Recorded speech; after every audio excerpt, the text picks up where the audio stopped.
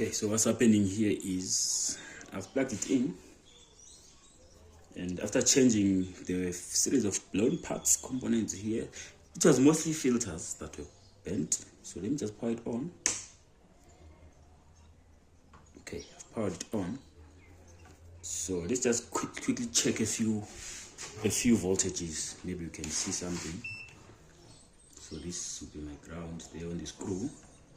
And then maybe you can just start from the first pin. Nothing. Nothing. Maybe it's the contact. Maybe it's the contact. It's not contacting nice. And the screw.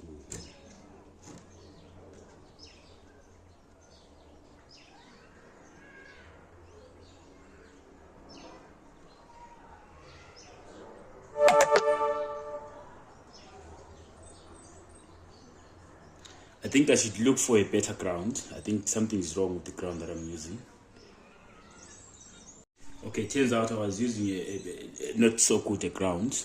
Where the grounding screw is, there's some, I think some coating, some kind of coating. So let me try and source a different ground. Okay, so this is it, it's on. Alright, so now I've looked for another ground. So let's check the voltages. There I've got 6.8. Here I've got 21. Here I've got 36. I think it's fine. Yeah, I've got several voltages. That's another, it's a minus 20. 1. So there's a plus 21 and minus 21. Then we've got a 79. And now we've got an 85. And then we have a 26. And we have, I think you've got all the voltages that could be missing here.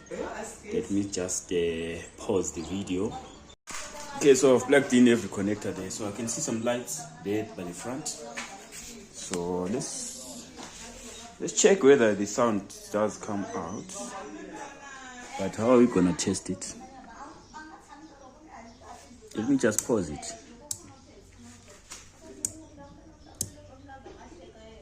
Let me pause it.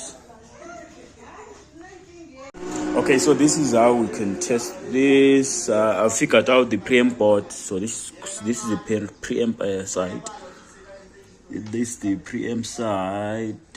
So let's see, right plus. Okay, that's 2. Okay, if I touch here, can you feel the speaker? Can you feel the speaker as I touch here?